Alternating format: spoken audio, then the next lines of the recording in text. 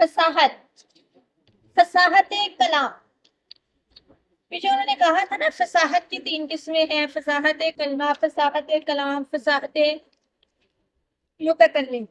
فصاحت کلمہ کے بارے میں آپ نے پڑھ لیا، اگر کلمہ میں فصاحت ہے تو پھر فصاحت کلام کی بھی ضرورت ہے۔ فصاحت کلام سے مراد کیا ہے؟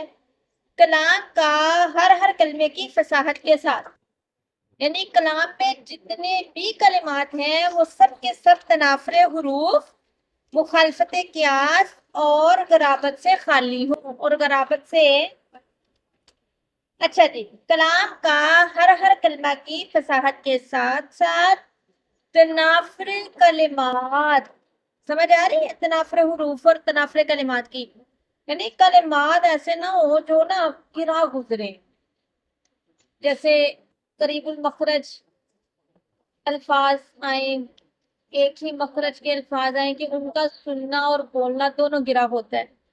ضعف تعلیم، ضعف تعلیم پیچھے ہم نے پڑھا تھا مخالفت قیاس، پیچھے کیا پڑھا تھا؟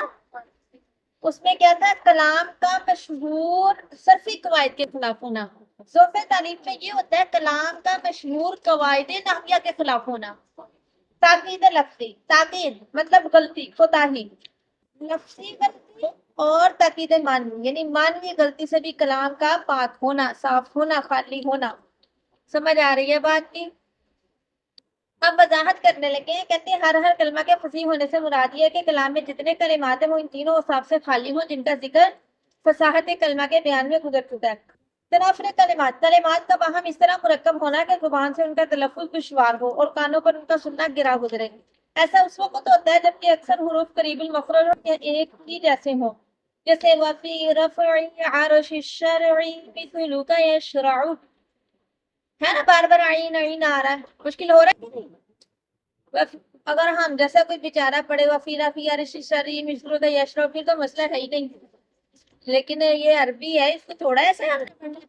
وفی رفع عرش الشرع مثل کا یشرع، جب ہم پڑھتے تھے نا تو ہماری کلاس کی لڑکیوں میں صرف ایک اور حافظہ تھی، تو وہ کہتی ہوتی تھی ہمیں تو نا اماں میں پورے سال میں عین نہیں نکالنا ہے نہ فا نکالنا ہے، تو میں کہتی ہوں دیدی اس مثال کو پڑھو، بار بار پڑھو، خود ہی آپ کا عین سیٹ ہو جائے گا۔ وفی رفع عرش الشرع مثل کا یشرع، جتنی اس کی پریکٹس کرو گے عین تو پکا سیٹ ہوگا، کہ کتنی دفعہ اس میں عین آ جاتا ہے۔ کہتے ہیں تخت شرع کو بلند کرنے کا کام آپ ہی جیسا آدمی شروع کرتا ہے۔ ضعف تعلیم، کلام کا مشہور قواعد نحویہ کے خلاف مرکب ہونا، جیسے اضمار قبل ذکر، ہونا کیا چاہیے؟ ضمیر سے پہلے اس بندے کا ذکر ہونا چاہیے جس کی طرف ضمیر لوٹتی ہے، ایسے ہونا چاہیے نا، یہ قاعدہ ہے ایک۔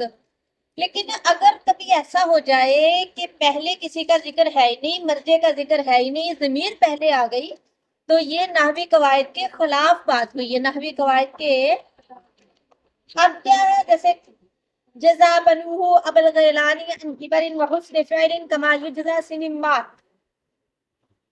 سنمار اصل میں یہ ہے کہ سنمار قصہ یہ ہے کہ اس مار سے بادشاہ نے ایک محل تعمیر کروایا جو نہایت عالی شان تیار ہوا، تو بادشاہ نے اس جذبے کے تحت کہ کوئی دوسرا اس سے یعنی سنمار سے ایسا ہی محل نہ تیار کروا لے اور میرا مقابلہ نہ کرے، تو اس نے دونوں ہاتھ کاٹ دیے۔ اب بیچارے نے ایک محل بنایا، خود بنایا، اتنی محنت کی، اور بادشاہ نے اسے جزا کیا دی؟ ہاتھ کاٹ دیے۔ تو شاعر کہتا ہے اس کے بیٹوں نے ابو الغیلان کو اس کے بڑھاپے کا ویسا بدلہ دیا جیسا، اور حسن کردار کا ایسا بدلہ دیا جیسے سنمار نامی آدمی کو دیا گیا، کہ والد نے اتنا انہیں پالا، اتنا کچھ ان کے لیے کیا، لیکن جب والد بوڑھا ہو گیا تو بیٹوں نے اس کی بالکل قدر ہے۔ اب ہونا کیا چاہیے تھا کہ ابو الغیلان کے بیٹوں نے اسے، ایسے ہونا چاہیے تھا نا۔ اب جزا بنوہ اس کے بیٹوں نے، اگر کوئی آگے سے نہیں بولے گا بنوہ کہے گا، کیا پتا چلے گا کس کی طرف جا رہی ہے؟ بات کی سمجھ آ رہی؟ اس شعر کے اندر بنوہ میں مضاف الیہ کی ضمیر کا مطلب ابو الغیلان ہے، جو کہ لفظوں میں ضمیر کے بعد ہے، اور وطن بھی اس کا وقوع بعد ہی میں ہے، اس لیے ضمیر اپنے مضاف کے ساتھ مل کر فاعل ہے، اور ابو الغیلان مفعول بھی اور مفعول بھی فاعل کے بعد ہوا کرتا ہے۔ تاکید لفظی مطلب لفظی کو تعطیل،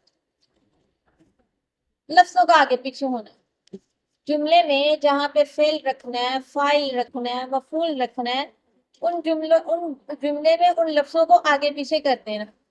یہ بھی فصاحت کلام میں چیز نہیں آتی، یہ بھی فصاحت کلام میں چیز ہے. مثلا ما قرأ الا واحدا محمد مع کتاب اخیہ، ہوتا ہے ایسے. اصل اس کی کیا ہے؟ ما قرأ محمد مع اخیہ الا کتابا واحدا، کہ محمد نے اپنے بھائی کے ساتھ صرف ایک کتاب پڑھی. تاکید معنوی، کسی معنوی کوتاہی کی وجہ سے معنی مقصود پر کلام کی دلالت کا مخفی رہنا، یعنی انسان ایسے لفظ استعمال کرے جن کا استعمال زیادہ متعارف نہیں ہے. اچھا لسان ہے نا، السینہ، لسان کی جمع السینہ، یہ کس کو بولتے ہیں؟ زبان کو بولتے ہیں نا. بعض اوقات السینہ جاسوس پہ بھی بولا جاتا ہے. جاسوسی کس سے کی جاتی ہے؟ زبان سے کی جاتی ہے نا. کوئی جاسوس جاتا ہے، سارا کچھ دیکھ کے آتا ہے، پھر آگے بتاتا ہے.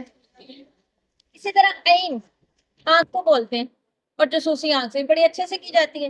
جاسوس جاتا ہے، سارا مشاہدہ کرتا ہے. اب کوئی کہے نشر المالک السینتہ فی المدینہ، یا نشر المالک عیونہ، حالانکہ عیون آنکھ کو بولتے ہیں، السینہ زبان کو بولتے ہیں.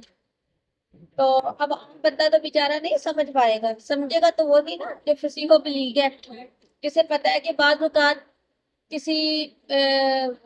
کسی بھی بنیاد پہ، استعارہ کے طور پہ، مجازی طور پہ کسی لفظ کو کسی دوسرے معنی میں بھی استعمال کیا جا سکتا ہے، اسی کو سمجھ آئے گی نا. تو کہتے ہیں کہ تاکید معنوی یعنی کلام ایسا نہ ہو جس میں مجازات اور کنایات وغیرہ کا استعمال ہو کہ عام بندے کا ذہن جلدی اس کی طرف منتقل ہی نہ ہو.